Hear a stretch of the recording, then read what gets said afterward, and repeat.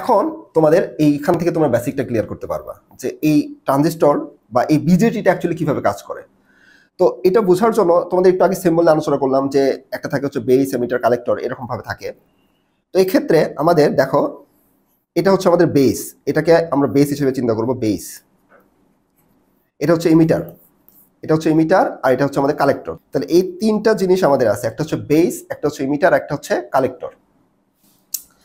এখানে তুমি লক্ষ্য করে দেখতে পাবে নিউশনে যে আমাদের বেসে যতক্ষণ না পর্যন্ত সাপ্লাই দিচ্ছি কালেক্টর থেকে এমিটারে কোনো প্রকার পানি প্রবাহ হচ্ছে না। তার মানে বিজেটিটাতে আমাদের কি হচ্ছে, কালেক্টর থেকে এমিটারে এরকম ধরো পানি প্রবাহ হবে ধরে নিচ্ছি। তো সেক্ষেত্রে ততক্ষণ পর্যন্ত পানি প্রবাহ হবে না যতক্ষণ না পর্যন্ত আমরা বেস দিয়ে কোনো সাপ্লাই দিব। যেমন দেখো এখানে বেসের গেটটা বন্ধ করা আছে, কি তখন কি হচ্ছে, কালেক্টর থেকে এমিটারে কোনো পানি প্রবাহ হচ্ছে না। তো যখনই আমি বেসের লাইনটা খুলে দিচ্ছি তখনই এই কালেক্টর থেকে বেস ইমিটারে আমাদের পানি প্রবাহ হচ্ছে। তার মানে এই ট্রানজিস্টরটাকে অপারেশনে যাওয়ার জন্য বা কাজ করানোর জন্য আমাকে অবশ্যই এই বেসে সাপ্লাই দিতে হবে, বেসে সাপ্লাই দিতে হবে। বেস ভোল্টেজ যদি আমি না দেই বা বেসে যদি আমি কোনো ইলেকট্রিক সাপ্লাই না দেই তার ততক্ষণ না পর্যন্ত এই ট্রানজিস্টরটা অপারেশনে যাবে না বা কাজ করবে না। তার মানে আমাকে অবশ্যই বেসে সাপ্লাই দিতে হবে। এই দেখো এগুলো হচ্ছে বেসিক, যখন তুমি প্র্যাকটিক্যাল ফিল্ডে কাজ করবে তখন কিন্তু তোমার এই বেসিকগুলো লাগবে। যেমন এখানে তুমি দেখতে পাচ্ছ এই যে বেসে আমি এটা হচ্ছে বেস, ধর এটা হচ্ছে কালেক্টর, এটা হচ্ছে এমিটার।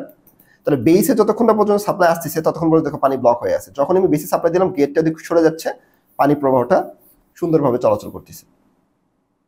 তাহলে এই বেসিকগুলো তোমাদের ক্লিয়ার রাখতে হবে। এখানে আরেকটু প্র্যাকটিক্যাল দেখাই। যেমন দেখো এখানে আমাদের এই পাশটা হচ্ছে বেস, এটা হচ্ছে বেস, আর এই পাশটা ধরো হচ্ছে এমিটার, এই পাশে হচ্ছে কালেক্টর আছে।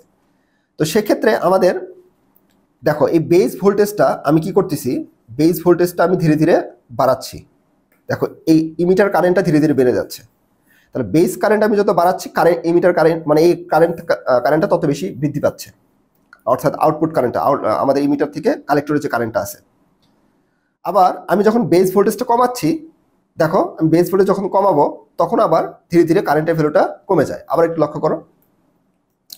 তো ধরো এটা হচ্ছে আমাদের কালেক্টর, এটা হচ্ছে আমাদের ইমিটার। তার মানে কালেক্টর থেকে ইমিটারে আমাদের কারেন্ট প্রবাহ হচ্ছে। তো এটা উল্টা হতে পারে, এনপিএন ট্রানজিস্টর পিএনপি ট্রানজিস্টর যেহেতু আছে মানে উল্টা হতে পারে, এটা কোনো অসুবিধা না।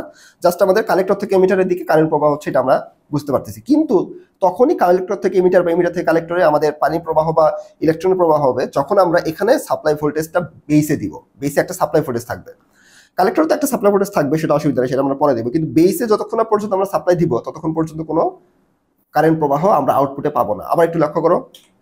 যেমন দেখো আমি বেস ভোল্টেজ ধীরে ধীরে বাড়াবো, এখানে এদিকে লক্ষ্য করো এই বেস ভোল্টেজ আমি ধীরে ধীরে বাড়াবো, আমাদের কালেক্টর থেকে ইমিটারের দিকে দেখো এই কারেন্ট প্রবাহটা ধীরে ধীরে বাড়তে থাকবে। আবার যত বাড়াচ্ছি তত কারেন্টের ভ্যালুটা বেড়ে যাচ্ছে। আবার ধীরে ধীরে আমি যখন কমাবো তখন দেখো কারেন্টের ভ্যালুটা ধীরে ধীরে কমে যাচ্ছে। তার মানে এখান থেকে আমরা এটাই বলতে পারবো যে আমাদের আউটপুট কারেন্টটা ডিপেন্ড করবে বেস কারেন্টের উপর। অর্থাৎ বেস ভোল্টেজ যদি আমরা ধীরে ধীরে বাড়াই কারেন্টের ভ্যালুটাও বাড়ে, বেস ভোল্টেজ যদি কমায় কারেন্টের ভ্যালুটা কমে। তার মানে আমাদের কিন্তু এখানে বেস খুবই গুরুত্বপূর্ণ একটা বিষয়, যে বেসে আমাদের সাপ্লাই দিতে হবে। এখান থেকে আমরা এটাই বুঝলাম। এখানে আরেকটু নিমেশনটা লক্ষ্য করা, যেমন দেখো এই যে বেসে যতক্ষণ পর্যন্ত সাপ্লাই দিচ্ছে, এখানে আমাদের এই সুইচ অন করার মাধ্যমে এই ব্যাটারি থেকে আমাদের এই যে দেখো বেসে সাপ্লাই যায়, তখনই আমাদের অ্যাকচুয়াল কারেন্ট প্রবাহ হয়। এই যে এখানে লক্ষ্য করে দেখতে পাচ্ছ যে এখানে আমাদের 9 ভোল্ট একটা ব্যাটারি সাপ্লাই দেওয়া আছে এবং সুইচটা যখন ওপেন আছে তার মানে দেখো এটা হচ্ছে বেসে কোনো সাপ্লাই নাই, যার কারণে আমাদের এই কালেক্টর থেকে ইমিটারে কোনো বিদ্যুৎ প্রবাহ হচ্ছে না। দেখো লাইটটা অফ, যখন আমি সাপ্লাই দিচ্ছি এই দিক থেকে এই বেসে একটা সাপ্লাই পাবে, যার ফলে লাইটটা জ্বলতে থাকবে। এই হচ্ছে বেসিক। তো আশা করা যায় বেসিক বুঝতে পেরেছো। তো এখানে আমাদের এই পিএনপি এবং এনপিএন ট্রানজিস্টরের কারেন্ট প্রবাহের কৌশলটা আমরা দেখব যে অ্যাকচুয়ালি কিভাবে এই কারেন্টটা প্রবাহিত হয়। তো দেখো এখানে আমাদের কারেন্ট প্রবাহিত হওয়ার জন্য একটা কন্ডিশন রয়েছে।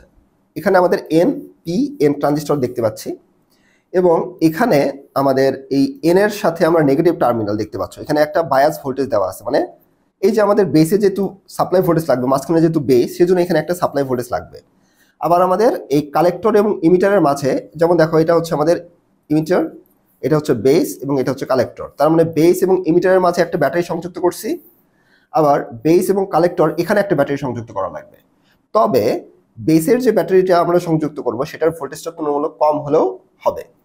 আর আমরা এখানে এই পাশে যে কালেক্টর এবং বেসে যেটা সংযুক্ত করবে, আউটপুটে যেটা সংযুক্ত করবে, সেখানে ভোল্টেজটা একটু বেশি হয়, যার কারণে দেখাও এখানে অনেকগুলো ব্যাটারি সংযুক্ত করে দেওয়া আছে। এখন আমার প্রশ্ন হচ্ছে যে এটা কিভাবে কাজ করবে, এটা তোমাদের আমি আলোচনা করব। তো এখান থেকে দেখো আমাদের এখানে তার মানে এটা কি বায়াসে আছে বলতে পারবা? এটা হচ্ছে আমাদের ফরওয়ার্ড বায়াসে আছে। কিভাবে বুঝলা? এই যে এটা হচ্ছে এন টার্মিনাল, মানে নেগেটিভ টার্মিনাল, নেগেটিভের সাথে আমাদের এনটা যুক্ত করা আছে, তার মানে এটা হচ্ছে আমাদের নেগেটিভের সাথে এন, তার মানে এটা হচ্ছে আছে ফরওয়ার্ড বায়াসে। আর পজিটিভের সাথে পি যুক্ত করা আছে, তার মানে ফরওয়ার্ড বায়াসে সংযুক্ত করা আছে। আর এখানে একটু লক্ষ্য করে দেখতে পাবা এটা হচ্ছে ব্যাটারির পজিটিভ, আর এই পাশটা এন এর সাথে যুক্ত করা আছে, তার মানে হচ্ছে রিভার্স বায়াস।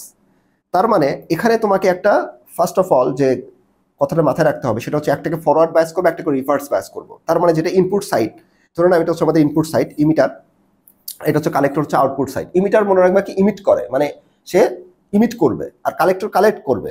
তার মানে কালেক্টর হচ্ছে আউটপুটে, মানে কালেক্ট করতে থাকবে, ইলেকট্রনগুলো ধরতে থাকবে, সেটা হচ্ছে আউটপুটে থাকবে। আর ইমিটার মানে কি ইমিট করতে থাকবে, সেই ইলেকট্রনগুলো ইমিট করবে, আর কালেক্টর কালেক্ট করবে। তার মানে ইনপুটে দিব হচ্ছে ইমিটার, আর আউটপুট থেকে কালেক্ট করতে থাকবে ইলেকট্রনগুলো। তাহলে এখানে ইনপুটে বা ইমিটার সেকশনে আমরা ফরওয়ার্ড বায়াস করব, এফ বি ফরওয়ার্ড বায়াস, আর আউটপুট সেকশন হচ্ছে রিভার্স বায়াস। দেখো এটা কিন্তু খুবই গুরুত্বপূর্ণ, এগুলো বুঝতে হবে, ছোট ছোট পয়েন্ট কিন্তু নোট করে রাখতে হবে।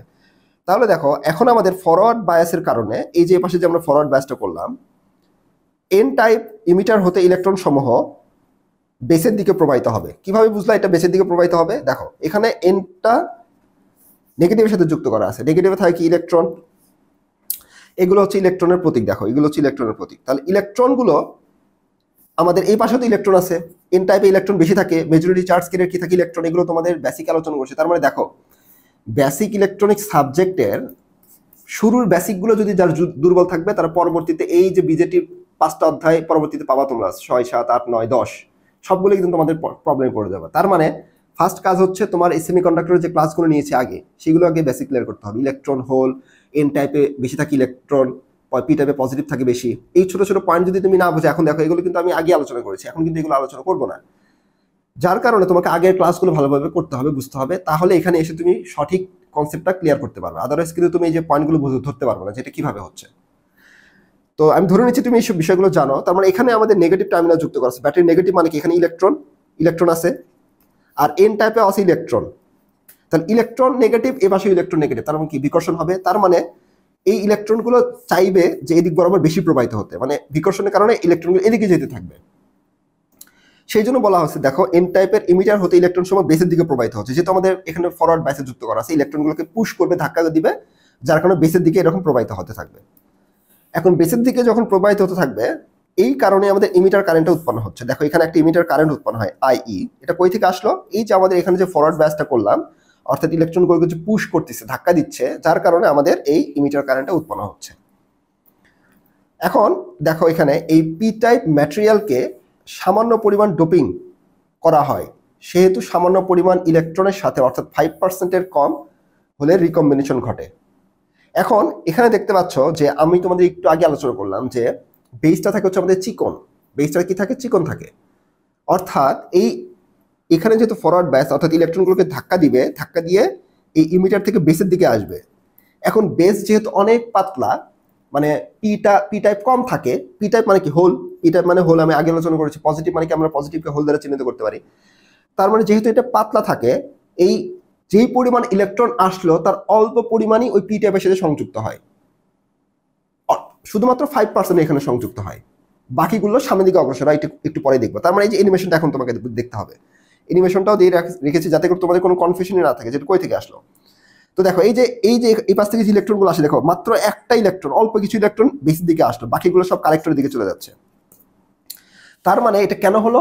যে পি টাইপ যেহেতু অল্প পাতলা চিকন করা থাকে, তার কারণে যতগুলো ইলেকট্রন আসলো অল্প কিছু ইলেকট্রন হলে সেটা রিকম্বিনেশন ঘটে আমাদের বেস লাইন দিয়ে পিছিয়ে চলে যায়।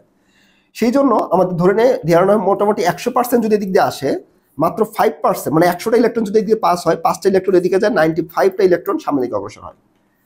সেই জন্য দেখা আছে দেখো বাকি 95% ইলেকট্রন জাংশন ভেদ করে কালেক্টরের দিকে প্রবাহিত হয়। এটি হচ্ছে কালেক্টর কারেন্ট আইসি। তার মানে বেস কারেন্টটা খুবই কম থাকে, অল্প বেস কারেন্ট দিলেই আমাদের ট্রানজিস্টর অপারেট করা যায়। আর এই বেস কারেন্টের ফলে আমাদের আউটপুটে 95% অর্থাৎ কালেক্টর কারেন্ট পাওয়া যায়। তার মানে দেখো বেস কারেন্ট অর্থাৎ বেসটা আমরা এটাকে অপারেট করার জন্য, অর্থাৎ আমাদের বেস কারেন্টের জন্য খুব অল্প পরিমাণ কারেন্ট দিলেই হয়, কারণ বেস কারেন্ট অনেক কম।